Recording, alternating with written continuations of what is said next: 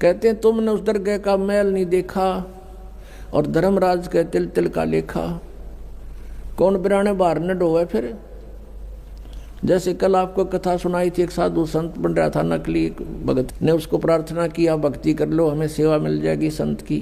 वो उसके चौबारे में रहने लग गया। भगत सेवा करता, वो खा कर सो जाता, कुआड़ बंद करके महात्मा साधना करता है। फिर वो मृत्यु के उपरांत उसके ही घर पर बैल बना और बैलगाड़ी में जोड़ कर उसके खाए हुए के पूरे कर रहा था। जब परमात्मा गरीबदास जी को उस पर दया आ गई नकली पे, तब उसको बताया भाई तूने भक्ति करी नहीं और इसका अन्न खाया, ये पूरा करना पड़ेगा तुझे। लठ खा के कर ले तो राजी खुशी कर ले, पूरा करना पड़ेगा। फिर वो चल पड़ा अपना सीधा होके। तो कहते तुमने उस दरगाह का मैल नहीं देखा, धर्मराज के तिल तिल का लेखा।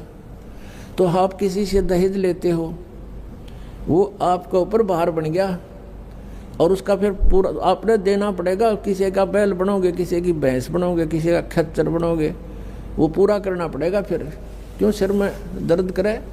जैसे किरका जहर का रंग होरी हो, कहो कौन तिस खावे राम रंग होरी हो।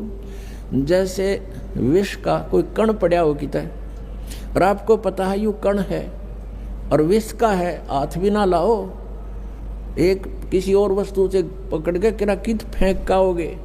तो ऐसे जो आप ये क्रियाएं कर रहे हो, रिश्वत ले रहे हो या किसी से दहेज ले रहे हो या किसी की हेरा फेरी कर रहे हो हैं या कोई ब्याज ले रहे हो, कहते हैं ये जहर खा रहे हो आप। तो गिलास के गिलास पी रहे हो और एक किरका भी जहर का खाना नहीं गवारा होगा।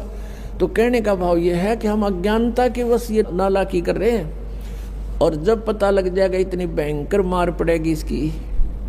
तो जैसे किरका जहर का रंग होरी हो, कहो कौन तिस खावे राम रंग होरी हो।